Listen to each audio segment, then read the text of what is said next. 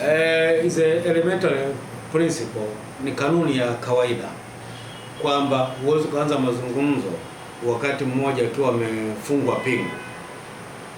Nelson Mandela, mazungumzo yalifanyika baada ya Mandela kuwa ametoka, ndio wakakaa pale na kuunda ile tume ya maridhiano na ukweli, na mambo yote yakazungumza, na mkimaliza mnashikana mikono mkiwa huru. Ukiwa unazungumza ukiwa ndani, maana yake tayari hata uhuru wako unazungumza nini huko ndani, lazima utoke kwanza.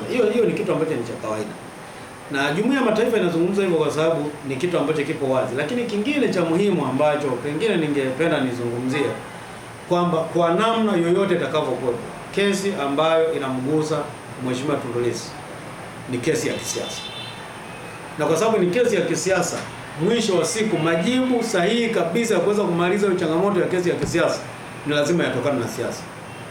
Unaweza kufika mahala mkaenda kwa njia ya mahakama, vyovyote vile mahakama, lakini mahakama haiwezi ikawa na jibu ambalo ni fasaha la kesi ya kisiasa. Na ndio maana nitakutolea mfano.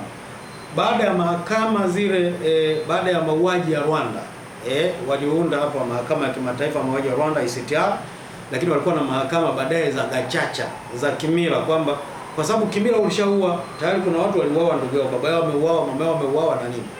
Mmeenda mahakamani na kuna watu wameshinda, walishinda hata mahakamani. Lakini ukishinda mahakamani kwako, hujashinda kwenye mioyo ya watu, kwa sababu hili jambo ni zaidi ya mahakama. Kwa ndio maana walienda kwenye mahakama zile za kimila ambazo zinakaa na viongozi wa kimila kwa ajili ya kuzungumza na kusuluhisha na kukubali kuachia ambaye alipita, kwa kila mmoja aweze kuachilia. Kwa hata hii kesi ni kwamba hata ikienda kwenye mfumo wa mahakama, mahakama itafanya jukumu lake, kwa sababu it is a political case, ni kesi ya kisiasa. Mwisho wa siku haitaweza kutoa utatuzi na kutibu kiu ya ile ambayo kundi kubwa ambalo lipo upande wa Tundu Lissu ambalo lingehitaji iweze kufanyika, na pengine kundi la Watanzania kubwa tu ambalo haliamini kwenye namna ambavyo kesi inaenda na kesi yenyewe.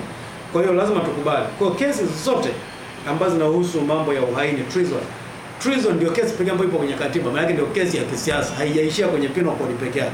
Kanuni ya adhabu imetajwa mpaka kwenye katiba.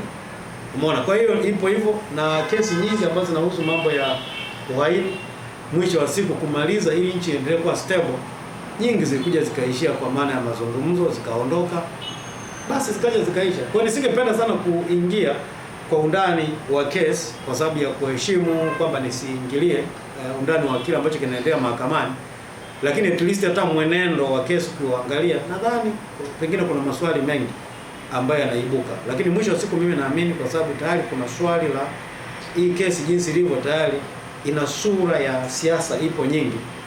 Kwa mimi ni rai yangu kwamba at least ili kweli tuweze kumaliza hizi sintofahamu, tuweze kutibu taifa hili, kuna haja ya kuweza kukaa kwenye mazungumzo, na sisi tutakuwa sio wa kwanza, kwa sababu hata akina Mandela ilibidi watolewe wakati wapo wanatumikia hiyo adhabu pamoja na mazingira yaliyokuwepo, kwa sababu vinginevyo wangesema huyu aende kukaa ndani, lakini walisema hapana.